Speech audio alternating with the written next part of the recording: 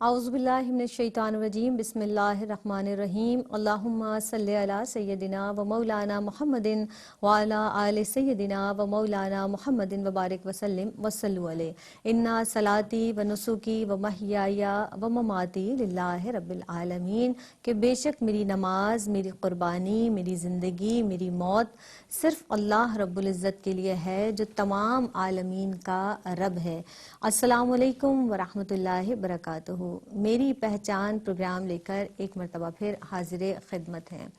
جناب، جس طرح سے ہم میری پہچان میں موضوع کا انتخاب کرتے ہیں، مہمان شخصیات موضوع کے تناظر میں گفتگو فرماتی ہیں، ہماری تعلیم فرماتی ہیں، ہمیں ہماری رہنمائی فرماتی ہیں، ہماری اصلاح فرماتی ہیں۔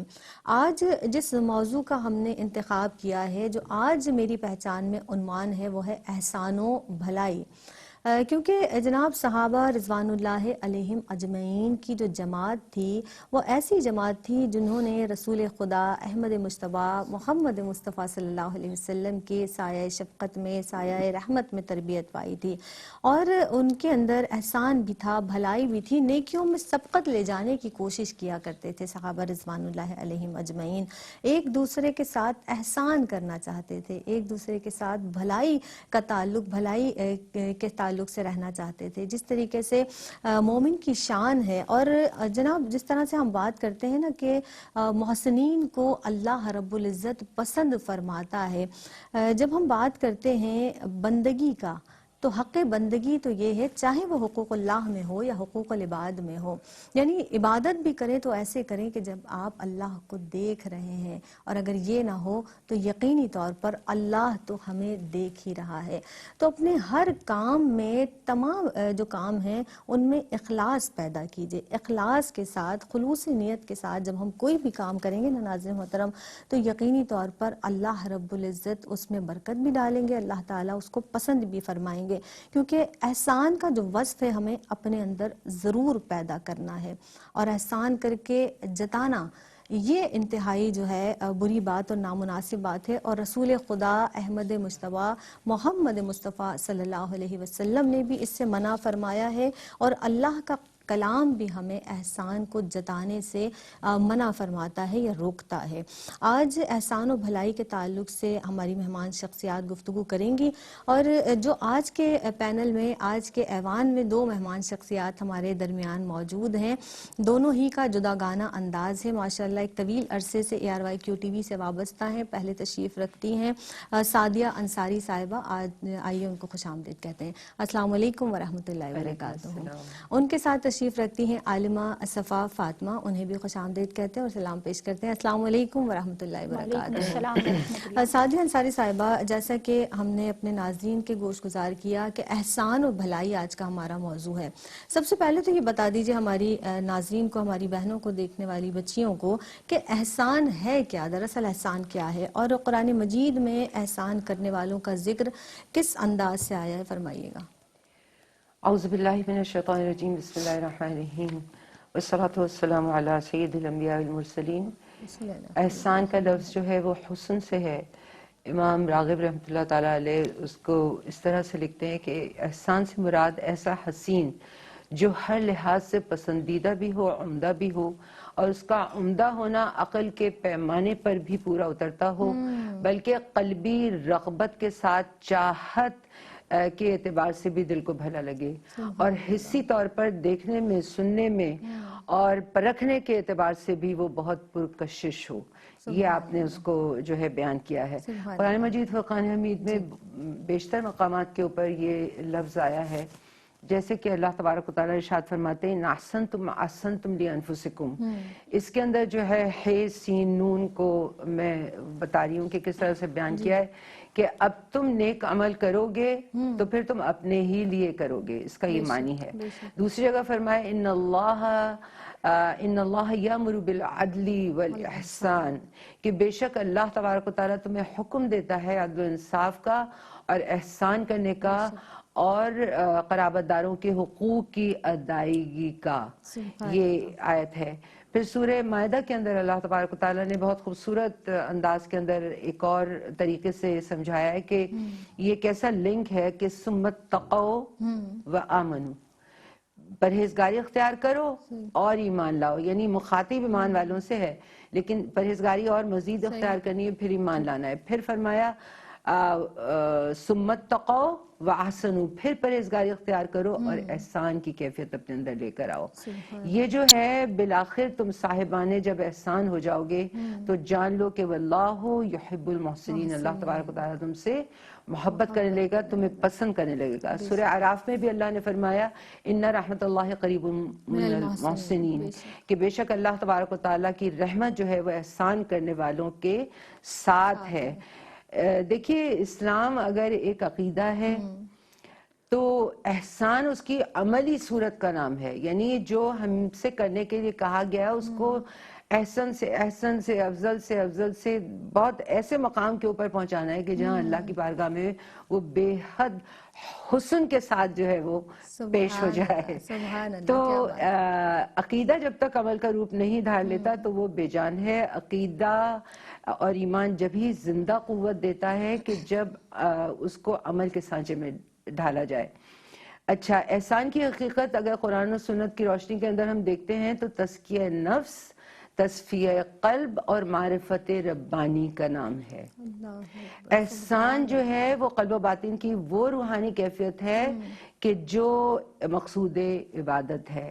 احسان وہ ہے کہ اللہ سے ایسی بے لوث اور بے غرض دوستی ہو، ایسی بے لوث محبت ہو اللہ کے ساتھ کہ جو دنیاوی لالچ سے بھی پاک ہو اور اخروی اجر و ثواب جو ہے، اخروی جو انعامات ہیں اس کی طمع سے بھی پاک، یکسر پاک ہو، خالصتاً اللہ کی رضا کے لیے احسان کرے، یہ ہے احسان۔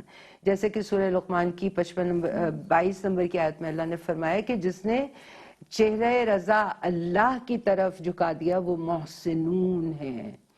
دوسرے جگہ سورہ نحل میں فرمایا ان اللہ مع الذین اتقوا والذین هم محسنون، کہ بے شک اللہ ان کی معیت میں ہو جاتا ہے، ان کے ساتھ ہو جاتا ہے، معیت میں ہو جاتا ہے جو صاحبان تقوی ہیں اور صاحبان احسان ہیں۔ اب اس کی دو قسمیں، ایک قسم کا تو آپ نے تذکرہ کیا احسان مع الخالق۔ احسان مع الخالق وہی ہے کہ اللہ کو دیکھو، ان تعبد اللہ کأنک تراہ وان لم تکن تراہ فانہ یراک، کہ اللہ کو کی عبادت اس طرح سے کرو جیسے تم اللہ کو دیکھ رہے ہو، اور جیسا کہ صحابہ رضوان اللہ علیہم اجمعین اور اہل بیت اطہار رضوان اللہ علیہم اجمعین کا طریقہ تھا۔ اور ورنہ کم سے کم یہ تو رکھو یاد کہ اللہ تمہیں دیکھ رہا ہے الہزاران۔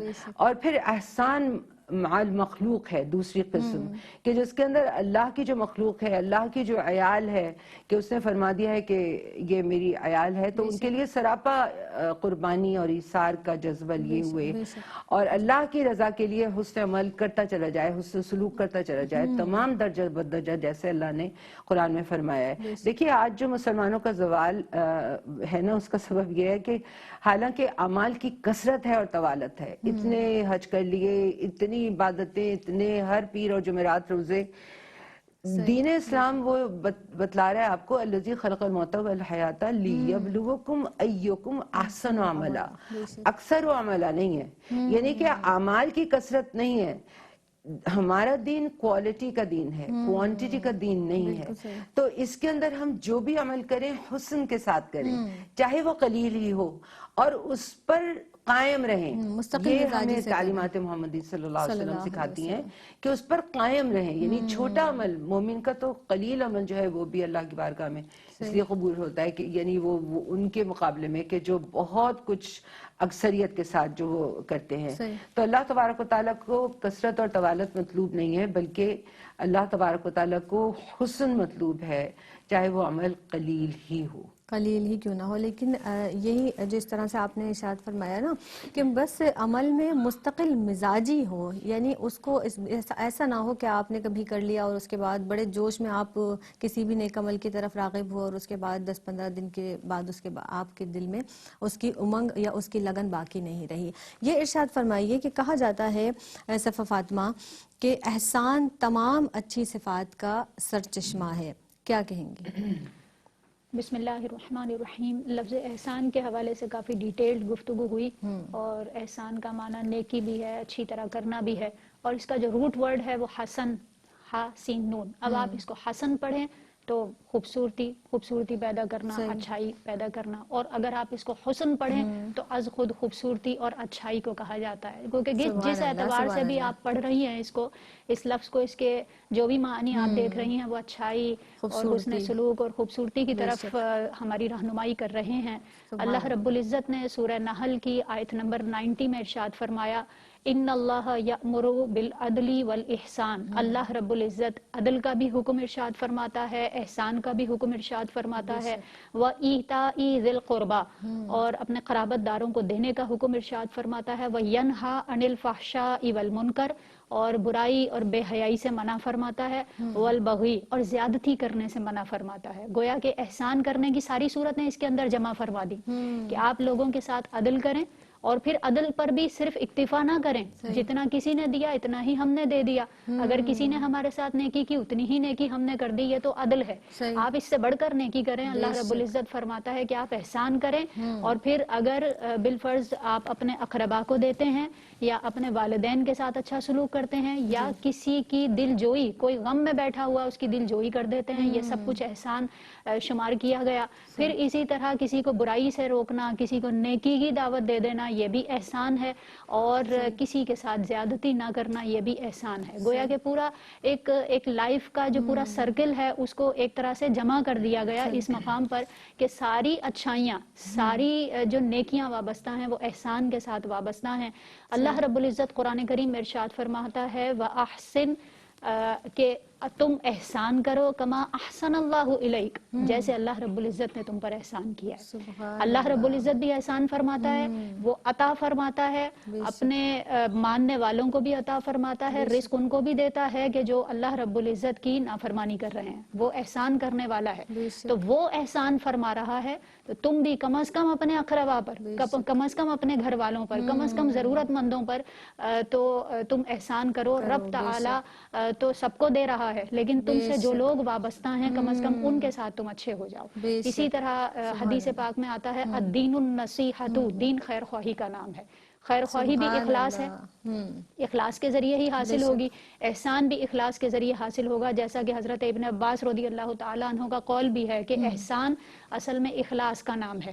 اور اسی طرح فرماتے ہیں کہ اگر آپ جمع کریں ساری صورتوں کو تو عبادات لے لیں، جیسا کہ ابھی گفتگو ہوئی کہ اللہ رب العزت کی عبادت تو سب نے ہی کرنی ہے، لیکن احسان یہ ہے کہ اس طرح کرو گویا کہ اس کے سامنے حاضر ہو.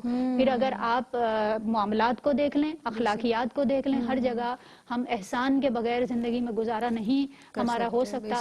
لہٰذا رب تعالیٰ کا بھی حکم یہی ہے، اور رسول اللہ صلی اللہ علیہ وآلہ وسلم کا بھی پیغام یہی ہے کہ ہم احسان کے ساتھ لوگوں کے ساتھ پیش آئیں. سبحان اللہ. ایک وقفہ ہمارے اور آپ کے درمیان حائل ہے، حاضر ہوتے ہیں اس مختصر سے وقفے کے بعد. السلام علیکم ورحمۃ اللہ وبرکاتہ. احسان اور بھلائی کے تعلق سے آج کی ہماری بزم میں گفتگو کی جا رہی ہے. مہمان شخصیات تشریف رکھتی ہیں، سعدیہ انصاری صاحبہ اور عالمہ صفا فاطمہ تشریف رکھتی ہیں.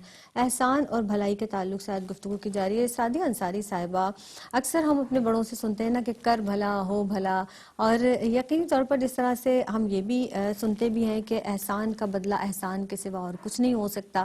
تو ان دونوں کی میں چاہوں گی کہ آپ وضاحت کر دیجئے ہماری بہنوں کو. بالکل زینب، کر بھلا ہو بھلا یعنی کہ انسان کو ایسے اللہ تبارک و تعالیٰ پھر نوازتا ہے جب اس کی خالص نیت کے ساتھ وہ کسی کے ساتھ بھلائی کرتا ہے، خیر کا معاملہ کرتا ہے. اور پھر اگر احسان کی صورت میں، مطلب احسان کے حسن کے ساتھ کرے تو پھر اس کا کیا ہی مقام ہوتا ہے اللہ کی بارگاہ میں. اور بے شک اس کا اللہ تبارک و تعالیٰ اجر اور بدلہ ہمیں بہرحال ملتے رہتا ہے، بلکہ زندگی کے اندر سکون کی کیفیت اور ایک بہتری کی اور خوشی کی باعث بنتی ہے. اللہ تبارک و تعالیٰ کا ارشاد ہے سورہ رحمان میں، هل جزاء الاحسان الا الاحسان، کہ یعنی احسان کا بدلہ تو احسان ہی ہے. جو بندوں کے ساتھ کرے گا وہ اللہ کی نظر میں بھی بے حد پسندیدہ ہے. وَأَحْسِنُوا إِنَّ اللَّهَ يُحِبُّ الْمُحْسِنِينَ، احسان کرو تاکہ، کیونکہ اللہ تبارک و تعالیٰ محسنین کو پسند فرماتا ہے. وَإِنَّ اللَّهَ لَمَعَ الْمُحْسِنِينَ، یہ بھی ہم نے بتایا کہ معیت عطا ہوتی ہے محسنین کو. تو یہ اتنے سارے تو مطلب خوبصورت انعامات ہیں جو اللہ تبارک و تعالیٰ نے ارشاد فرما دیے ہیں اور جن کو ہم ذکر کر رہے ہیں. اور اس میں کوئی شک نہیں ہے کہ اللہ تبارک و تعالیٰ ہرگز محسنین کے عمل کو کسی صورت میں بھی ضائع نہیں کرتا. بے شک احسان کا بدلہ وہ دیتا ہے اور کسی نیکی کو وہ برباد نہیں کرتا اپنے بندوں کی.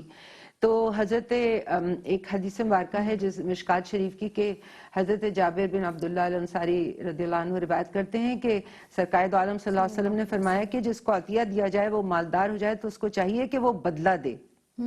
اب اس کے اندر جو ہے کہ عطیہ دیا جائے مالدار، یعنی اللہ تبارک و تعالیٰ کی عطا بھی اس کے اندر آ گئی. اگر کوئی اور جیسے آپ کے والد ہیں یا ان کی طرف سے اور کسی کی طرف سے تو اس کو چاہیے کہ بدلہ دے، کہ وہ بھی اس کو عطا کرے، وہ بھی دوسروں کو دے، جیسے اس کو دیا گیا وہ بھی دوسروں کو دے. اور اگر اس کے پاس کچھ نہ ہو تو تعریف ہی کرے. تعریف کرنا جو ہے اس کے لیے اس کا شکریہ ادا کرنے جیسے ہوگا، یعنی اللہ کا شکر گزاری بھی اور بندے کی بھی تم نے شکر گزاری کی. حضور پر نور علیہ السلام کے پاس ایک شخص آیا اور اس نے حضور علیہ السلام سے تقاضا کیا. ایک خاص عمر کا اونٹ تھا جو کہ سرکار دو عالم صلی اللہ علیہ وسلم کو اس نے بطور قرض دیا تھا، تو وہ تقاضا کرنے کے لیے آیا. تو صحابہ رضوان اللہ علیہم اجمعین سے آپ نے فرمایا کہ آپ جا کے ڈھونڈ کے لے کر آئیے کوئی ایسا اونٹ جو جیسا یہ چاہتا ہے. تو وہ پوری جگہ گھومے اور ان کو ایک زیادہ عمر کا اونٹ ملا اور پھر وہ لے کر آپ کی بارگاہ رسالت میں لے کر آئے. تو آپ صلی اللہ تعالیٰ علیہ وآلہ وسلم نے فرمایا کہ کوئی بات نہیں، زیادہ عمر کا اونٹ ہے یہی دے دو. تو اس شخص نے کہا کہ آپ نے مجھے مکمل پورا حق جو ہے دیا ہے اور اللہ تبارک و تعالیٰ آپ کو اس کا بہت بدلہ عطا فرمائے. تو آپ صلی اللہ تعالیٰ علیہ وآلہ وسلم نے فرمایا کہ تم میں سے بہترین لوگ وہ ہیں کہ جو قرض کو پوری طرح یا اس سے زیادہ بہتر طور کے اوپر ادا کر دیتے ہیں، یعنی احسان کرتے ہیں. گرچہ وہ کافر ہی کا احسان ہو، کافر ہی وہ تمہیں عطا کرے تو اس کو بھی تمہیں واپس لوٹانا ہے. کہ جب سرکار دو عالم صلی اللہ تعالیٰ علیہ وآلہ وسلم طائف سے تشریف لائے تھے تو آپ کا یہ زخموں کا یہ عالم تھا کہ آپ باہر ہی مکہ مکرمہ کے باہر ہی آپ نے قیام فرما لیا. تو قریش تو ظاہر ہے آپ کے قلب کے اوپر یہ خیال آیا کہ قریش اب مزید پہلے ہی اتنے زیادہ تانے دینا اور وہ سب دشمنی کرتے تھے. تو سرداران مکہ میں سے ایک شخص تھا جو کہ مشرک سردار تھا، مطعم بن عدی. اس نے اپنے بیٹوں سے کہا کہ وہ باہر ہیں اور تم سب جاؤ ان کو لے کر آؤ اور ان کو ان کے گھر پہ پہنچاؤ اور وہ اپنی امان میں لے جا کر ان کو ان کے گھر پہنچا دو. حضور پر نور علیہ السلام کو ان کے بیٹے ہیں وہ لے کر آئے ان کا. تو حضور علیہ السلام نے شکریہ ادا کیا اور میرے لیے اور فرمایا کہ میرے لیے تو اللہ ہی کی امان کافی ہے، یعنی انہوں نے جو بیٹوں سے کہا تھا اس کو فرمایا. اچھا، اس کے بعد حضور علیہ السلام نے ہمیشہ ان کا یہ احسان نیکی یاد رکھی اور اس طرح سے کہ جنگ بدر کے قیدیوں کا جب جنگ بدر کے اندر جب قیدی لائے گئے تو آپ نے فرمایا کہ اگر مطعم اس وقت زندہ ہوتا اور اگر وہ یہ کہتا کہ ان قیدیوں کو چھوڑ دو تو میں اس کے احسان کا بدلہ اس کو اتار دیتا اور میں یہ چھوڑ دیتا ان قیدیوں کو. اور پھر آپ نے ان کے جو بیٹے تھے جبیر بن مطعم ان کو اونٹوں سے بھری ہوئی ایک وادی جو تھی وہ تحفے کے اندر دی. یعنی یہ جو کیفیات ہیں ہمیں نظر آتی ہیں کہ آپ تو اس طرح سے لوگوں کا کبھی احسان تو رکھنا بہت بڑی بات ہے، آپ تو اس طرح سے بانٹا کرتے تھے، اس قدر سخاوت کے ساتھ، احسان بھی انتہا سے زیادہ سخاوت کے ساتھ آپ فرمایا کرتے تھے. تو ہمیں کثیر تعداد کے اندر یہ تمام ملیں گی اور صرف یہ کوئی یہ نہیں ہے کہ ہمیں مسلم امہ ہی کے لیے یہ ہے، پوری انسانیت کے لیے جو ہے یہ احسان کا جو عمل ہے وہ ہمیں بتلایا گیا ہے کہ بھلائی کرو اور بھلائی کا بدلہ بھی بھلائی سے دو اور بلکہ دوسرے کا انتظار نہ کرو بلکہ خود آگے بڑھو، جیسا آپ نے کہا کہ سبقت لو نیکیوں کے اندر جو کہ جیسا کہ حکم ہے. اور جس طرح سے سعدیہ ابا ہمارے بزرگوں سے ہم نے یہ بھی سنا نا کہ جب آپ کسی سے نیکی کرتے ہیں کسی کے ساتھ تو نیکی جو ہے وہ اپنا گھر نہیں بھولتی ہے، وہ لوٹ کر آپ کے پاس ضرور آتی ہے. تو آپ کہیں بھی بھلائی کریں، کہیں بھی نیکی کریں، کسی کے ساتھ بھی حسن سلوک کریں، احسان کا رویہ روا رکھیں گے تو یقینی یقینی طور پر یہ آپ کا ایمان ہونا چاہیے، اس بات پر آپ کو مکمل کامل یقین ہونا چاہیے کہ آپ کے ساتھ بھلا ہی بھلا ہوگا، کیونکہ کر بھلا اور ہو بھلا۔ اللہ رب العزت کا بہت احسان ہے کہ اس نے ہمیں اپنے حبیب احمد مصطفیٰ محمد مصطفیٰ صلی اللہ علیہ وسلم کا امتی بنا کر بھیجا۔ عالمہ صفا فاطمہ، آپ یہاں تشریف رکھتی ہیں، میں چاہوں گی کہ آپ یہ ضرور اس بات پر ارشاد فرمائیے کہ نبی پاک صلی اللہ علیہ وسلم جو کہ محسن انسانیت ہیں، ہم ان کے امتی ہیں الحمدللہ، تو محسن انسانیت کے امتی ہونے کے ناطے یہ فرما دیجئے کہ ہم پر کیا کیا ذمہ داریاں عائد ہوتی ہیں، کچھ اس تعلق سے آپ فرمائیے گا۔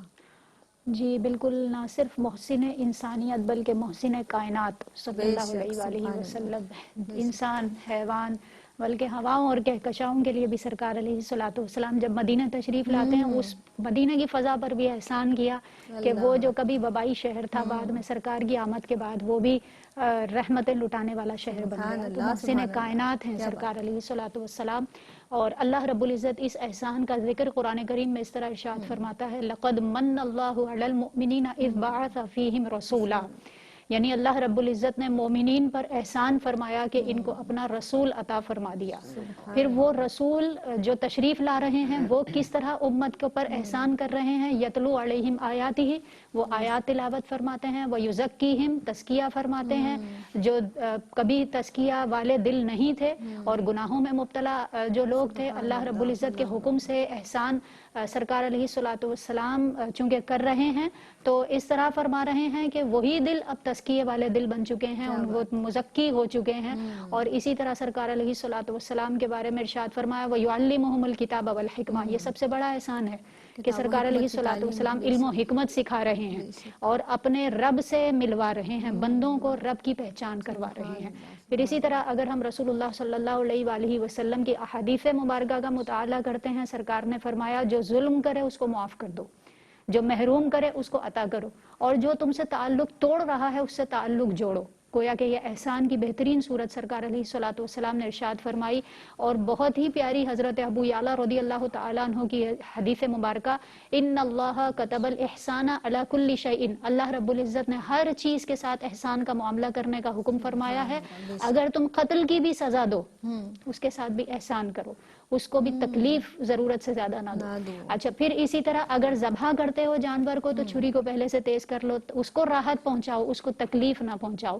گویا کہ ان معاملات میں بھی اگر سرکار علیہ الصلوۃ والسلام احسان کا حکم دے رہے ہیں تو اب ہمیں غور کرنا چاہیے کہ ہمارے دیگر معاملات میں احسان کی کس قدر ضرورت ہوگی۔ جہاں تک ہماری ذمہ داریوں کا تعلق ہے، سب سے پہلی بات یہ کہ ہمیں حضور علیہ الصلوۃ والسلام کی ذات مبارکہ، سیرت مبارکہ کا مطالعہ کرنا چاہیے، کیونکہ احسان کا فیضان وہیں سے تقسیم ہوگا، تو اس لیے ہمیں اس کو مطالعہ کرنا چاہیے۔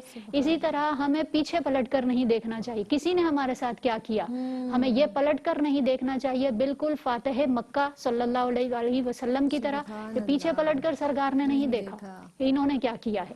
پھر اسی طرح ہماری جو ذمہ داریاں ہیں ان میں سے ایک یہ بھی ہے کہ ہم صبر کریں۔ جب ہم صبر کریں گے تو ظاہر ہے کہ پچھلا جو ہمارے ساتھ معاملہ ہے اس کو نہیں دیکھیں گے، بالکل حضور علیہ الصلوۃ والسلام جو کہ مسافر طائف ہیں، کہ سرکار علیہ الصلوۃ والسلام صبر فرما رہے ہیں، اللہ رب العزت کے حکم سے احسان کر رہے ہیں، ان کے لیے دعائیں کر رہے ہیں ان کے لیے، اور اسی طرح بدلہ لینے کا ذہن ہمارا نہیں ہونا چاہیے نبی کریم علیہ الصلوۃ والسلام کی طرح، کہ جب سرکار علیہ الصلوۃ والسلام کو ہم دیکھتے ہیں تو کس قدر تک کون سی ایسی تکلیف ہے جو حضور علیہ الصلوۃ والسلام نے برداشت نہ کی ہو، لیکن اس کے باوجود کسی مقام پر ہم نہیں دیکھتے کہ حضور علیہ الصلوۃ والسلام جو ہے وہ کسی کے ساتھ ایسا معاملہ پلٹ کر رہے ہیں، بلکہ احسان در احسان کرتے چلے جاتے ہیں۔ اپنی دعاؤں میں ہمیں ضرور شامل رکھنا چاہیے کہ اللہ رب العزت ہمیں ظالموں میں سے نہ بنائے، اگرچہ ہم مظلوم ہوں تو اس سے ہمیں ڈرنا نہیں چاہیے، کیونکہ مظلوموں کے ساتھ اللہ رب العزت ہوتا ہے۔ ظالم نہ ہوں، بس احسان کرنے والے بن جائیں، تو اگر بالفرض مظلوم بھی ہوئے تو رب تعالیٰ ضرور ہمارا ساتھ دے گا۔ سبحان اللہ، اللہ رب العزت ہمیں ظالموں میں شمار نہ کرے۔ بہت ہی پیاری دعا صفا فاطمہ کی جانب سے ہمیں پہنچی ہے، اور یہی جناب جس طرح سے گفتگو کی جا رہی ہے احسان احسان اور بھلائی کے تعلق سے ایک وقفے پر ہمیں جانا ہے. حاضر ہوتے ہیں اس مختصر سے وقفے کے بعد. اعوذ باللہ من الشیطان الرجیم، بسم اللہ الرحمن الرحیم. السلام علیکم ورحمۃ اللہ وبرکاتہ. وقفے کے بعد آپ سب کا خیر مقدم ہے. جناب آج احسان و بھلائی کے تعلق سے گفتگو کی جا رہی ہے. ہمارے ایوان میں دو مہمان شخصیات تشریف رکھتی ہیں. سب سے پہلے تشریف رکھتی ہیں سعدیہ انصاری صاحبہ اور صفا فاطمہ صاحبہ. احسان و بھلائی کے تعلق سے بہت ہی پیاری گفتگو صفا فاطمہ نے ارشاد فرمائی. سعدیہ انصاری صاحبہ، بہت ہی افسوس کے ساتھ یہ کہنا پڑتا ہے کہ حقیقتاً ہم اپنے معاشرے میں بھی جب دیکھتے ہیں اور نظر ڈالتے ہیں تو فی زمانہ جو بھلائی کرنے والے ہیں نا، ان کی تعداد بڑی قلیل دکھائی دیتی ہے. اور نیک لوگ، ہم اکثر ان کی زندگیوں کا اگر جائزہ لیں، جو نیک لوگ ہیں تو وہ بیچارے پریشان ہیں، تنگ دستی کا بھی شکار ہیں، پریشانی کا بھی شکار ہیں. جبکہ جو ظالم ہیں یا جو اس طرح کے لوگ ہیں جو احسان نہیں کرتے ہیں اور مظلوموں پر ظلم کرتے ہیں، وہ بڑے خوشحال اور دنیا دار لوگ نظر آتے ہیں. اور اکثر لوگوں کو سنا بھی ہے نا کہ یہ تو اتنے ظلم کرتے ہیں، ان کے پاس تو یہ ہے، ان کے پاس تو بڑا مال و دولت، دنیاوی اعتبار سے وہ خوشحال ہیں. کیا فرمائیں گی کہ ان کی کامیابی کی اس وقت دنیاوی اعتبار سے کیا وجہ نظر آتی ہے؟ بالکل آپ نے صحیح کہا ہے کہ نیک لوگوں کی تعداد جو ہے وہ کم ہو گئی ہے، اور جیسے جیسے ہم قیامت کے قریب آتے جا رہے ہیں حقیقتاً نیک لوگوں کی تعداد کم ہو گئی ہے. اور سرکار دو عالم صلی اللہ تعالیٰ علیہ وآلہ وسلم کی ایک حدیث مبارکہ مجھے یاد آئی کہ آپ صلی اللہ علیہ وسلم نے فرمایا کہ ایک وقت ایسا آئے گا کہ تمہیں ایمان کی حفاظت کرنا جو ہے وہ اس طرح سے ہوگا کہ جیسے تم نے ہتھیلی کے اوپر انگارہ رکھا ہوا ہے. اس کا مفہوم یہ ہے حدیث مبارک کا، یعنی یہ وہ وقت حقیقتاً اس کی ابتدا ہو گئی ہے اور نیکیاں اب لوگوں میں کم ہوتی چلی جا رہی ہیں. اور حقیقتاً جو ظلم ہے وہ سر چڑھ کے بول رہا ہے، اور وہ جو ظالم ہیں، جو خوشحال ہیں، جو مالدار ہیں، بے شک وہ اللہ کے منافی ہیں. وہ تمام، بلکہ آپ زیادہ تر دیکھیں گی کہ حرام کی طرف طبقہ جو ہے وہ دنیا زیادہ جا رہی ہے بجائے کہ وہ جو اللہ نے ہمارے لیے حلال کیا تھا.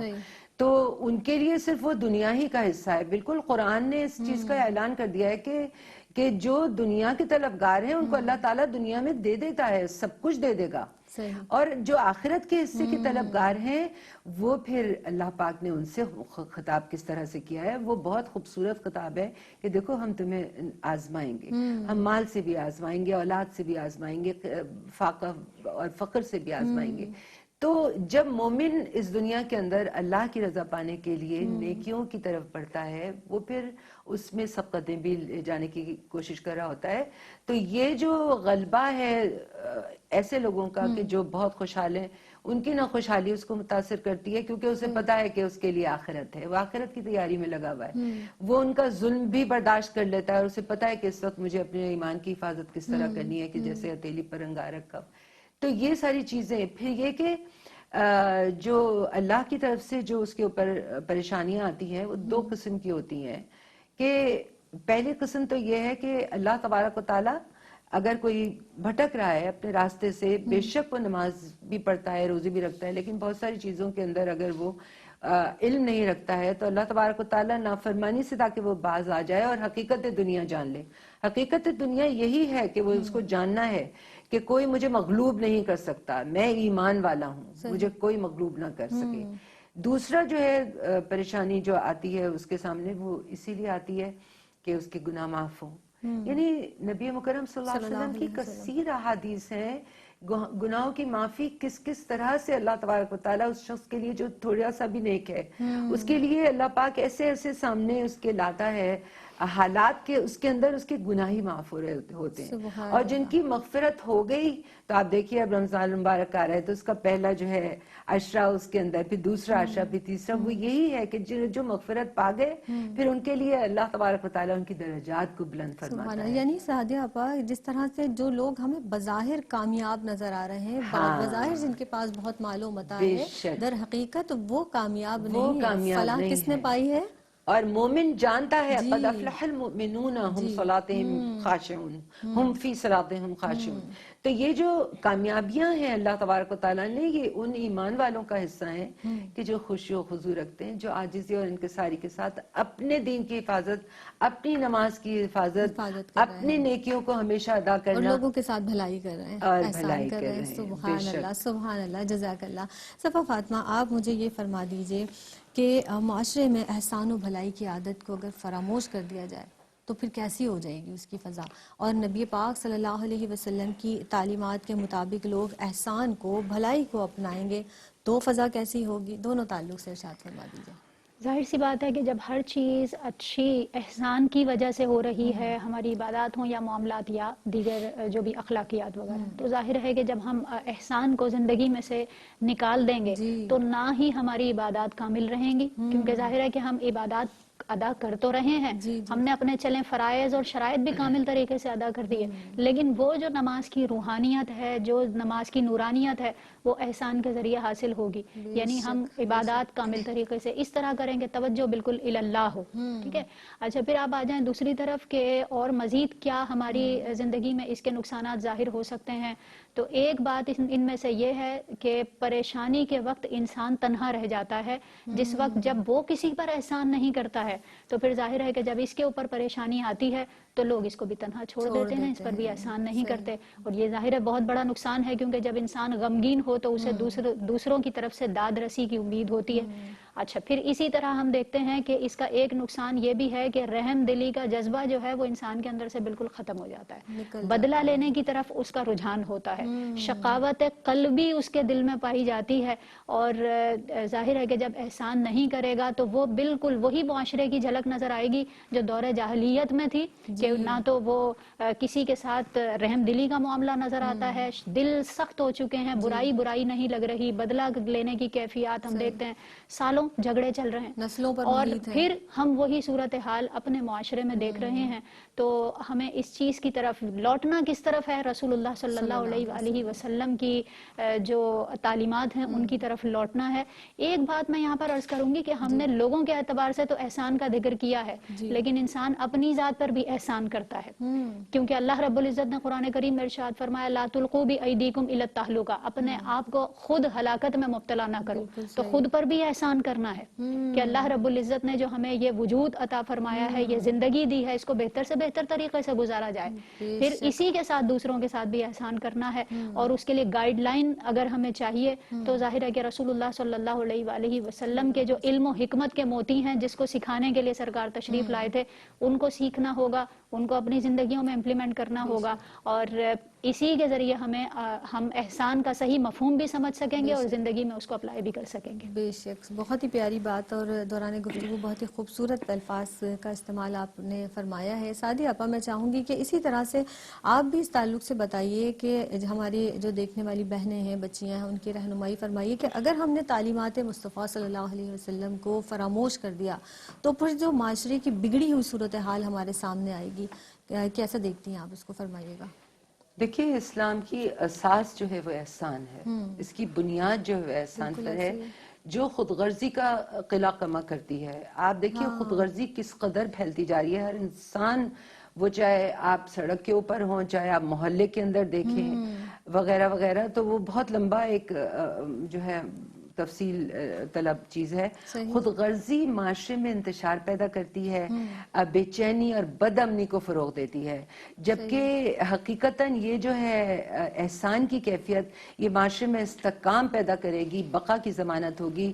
اس وصف کو اپنانے والے لوگ، قومیں جو ہیں، وہ سربلندی اور سرفرازی سے ہمکنار ہوں گی، اور پھر اس طرح سے مسلم امہ کو جو ہے وہ عروج ملے گا. یا انسان کو خود اپنا، جب وہ انسان خود بلندی کی طرف اڑتا ہے تو پھر ظاہر ہے پوری قوم اگر اس کے ساتھ ہو تو وہ پھر اس کو عروج عطا اللہ تبارک و تعالیٰ کرتا ہے، اور آخرت کی کامیابیاں اور کامرانیاں بھی ملتی ہیں. پھر یہ کہ دیکھیے، جس معاشرے میں احسان جو ہوگا، معاملات کے اندر حسن پیدا ہوگا، تو وہاں پر مودت اور محبت بھی بڑھے گی، قربت بھی ایک دوسرے کے ساتھ بڑھے گی، معاملات میں حسن پیدا ہوگا. استحصالی نظام کا خاتمہ کرتا ہے یہ احسان کی جو کیفیت ہے. تو پورا معاشرے کی جو فضا ہے وہ تبدیل ہو جائے گی اگر ہم اس خصوصیت کو اپنے اندر لے لیں. صفا فاطمہ، جس طرح سے ہم احسان کی، بھلائی کی بات بھی کر رہے ہیں، آپ نے بھی امثال سے بھی ہمیں بتایا، بہت سے لوگوں کی یہ عادت ہوتی ہے، آپ نے کسی کے ساتھ بھلائی کر دی، احسان کا رویہ روا رکھ دیا، اس کے بعد آپ نے اسے کہیں نہ کہیں یہ پوائنٹ آؤٹ کرنا ہے کہ اچھا میں نے فلاں وقت میں آپ کے ساتھ یہ احسان کیا تھا، یا تنہائی میں یا کہیں لوگوں کے درمیان. تو یہ اس تعلق سے بھی میں چاہوں گی کہ آپ بیان فرمائیے کہ احسان کر کے جتانا کیسا ہے. بالکل، قرآن پاک میں صراحتاً احسان کرنے کے بعد اس کو جتانے کا جو عمل ہے اس کی قباحت بیان کی گئی ہے، اور اللہ رب العزت اس چیز کو انتہائی ناپسند فرماتا ہے. اس کا بیک گراؤنڈ آپ ذرا چیک کریں. ہم دنیا میں آئے ہیں، اللہ رب العزت ہمارا سب سے بڑا محسن ہے، سب سے بڑا اس نے احسان فرمایا. پھر اس کے بعد رسول اللہ صلی اللہ علیہ وآلہ وسلم کے احسانات جن کو ابھی گنوایا گیا. پھر اسی طرح ہم جو وابستہ ہوتے ہیں، ہمارے والدین وہ ہم پر احسان کر رہے ہیں، ہمارے اقربا، ہم جب بالکل کسی چیز کی موومنٹ کے بھی قابل نہیں ہوتے ہیں، یہ سب لوگ ہم پر احسان کر کے ہمیں سنبھال رہے ہوتے ہیں. پھر ظاہر ہے کہ دنیا کی نعمتیں اور وہ سب چیزیں ہم استعمال کر رہے ہیں جو رب تعالیٰ محض اپنے احسان سے ہمیں عطا فرما رہا ہے.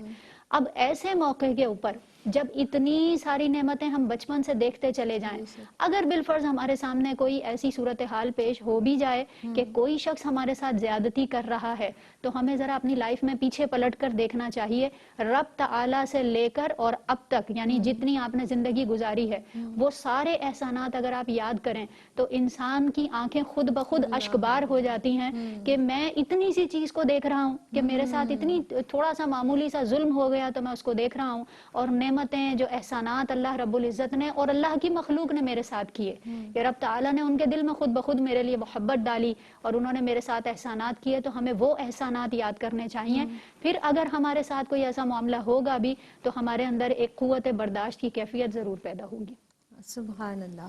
یہ جس طرح سے گفتگو کی، اور میں یہ اس حوالے سے خاص طور پر جس طرح سے ہماری بہنیں اس پروگرام کو دیکھ رہی ہیں، ہم اگر کہیں بھی ایک مخصوص معنی میں اگر ہم اس کو لیتے ہیں بھلائی کے، یا اس تناظر میں کہ ہم نے کبھی کسی شادی بیاہ کے موقع پر کسی بہن کی مدد کر دی، کوئی بیمار ہے اس وقت اس طرح سے ہیلپ کر لی کہ وہ اگر بستر پر ہے، تو آپ کو اللہ نے اتنی قدرت دی تھی کہ آپ نے یہ کام کیا، اللہ نے آپ سے یہ کام لینا تھا تو آپ سے یہ کام کیا. تو اس عمل کو جتا کر ضائع مت کیجئے، اس اپنے عمل کو اللہ کی بارگاہ میں دعا کریں کہ پروردگار، وہی خالص ہونے والی بات جو ہم نے ابتدا میں کی تھی نا، ابتدائیہ میں بھی میں نے یہی عرض کیا کہ خالص اللہ کے لیے کوئی کام کر دیجئے تو اللہ ہی اس کی جزا دے گا. بندوں سے جزا کی توقع ہی نہیں رکھے تو پھر شکوہ بھی نہیں ہوگا. آپ دونوں بہنوں کی آمد کا بہت بہت شکریہ. سعدیہ انصاری صاحبہ آپ تشریف لائی ہیں، صفا فاطمہ آپ تشریف لائیں، آپ دونوں کی آمد کا بہت شکریہ. اس کے ساتھ ہی اپنی میزبان سیدہ زینب کو دیجیے گا اجازت. زندگی بخیر تو کسی نئے موضوع کے ساتھ ایک بار پھر آپ کی خدمت میں حاضر ہوں گے. تب تک کے لیے فی امان اللہ.